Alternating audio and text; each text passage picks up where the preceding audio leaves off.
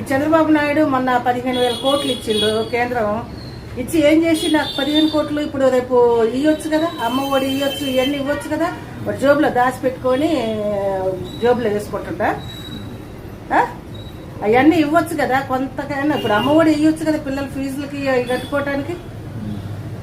అవన్నీ డబ్బులు దాచి పెట్టుకుంటుండు. సో ఏమంటారు, మొత్తానికి సంక్షేమ పథకాలు ఖచ్చితంగా అమలు చేయాలని అనుకుంటున్నారా? అది అమలు చేయకపోతే ఆయనకి ఓట్లు వేసి గెలిపించింది దేనికి? అమలు చేయాలనే కదా. ఖచ్చితంగా అమలు చేయాలి. మరి అమలు చేయాల్సిందే. వచ్చే సంవత్సరం అంటుండు, అది నమ్మకం ఏముంది? వచ్చే సంవత్సరం వేస్తాడో లేదు. ఈ సంవత్సరం ఏ విధంగా చెప్పిందో నెక్స్ట్ ఇయర్ కూడా ఇంకేదో ఒక సాకు ఎత్తుక్కుంటా ఉంటాడు. మహా అయితే ఇక పసుపు కుంకుమ ఇచ్చినట్టు జనాలకు ముష్టి వేసింది చూడు 10,000. అట్లనే ముష్టి రేపు ఎలక్షన్ మూమెంట్ లో జనాల్ని మళ్ళీ మోసం చేయడానికి అప్పుడు ముష్టి వేస్తాడేమో. ఇక అంతకు మించి ఏమి చేయడు. ఇప్పుడు చేయడానికి ఏం లేదు అసలు వాడా ఏమి చేయడు అసలు.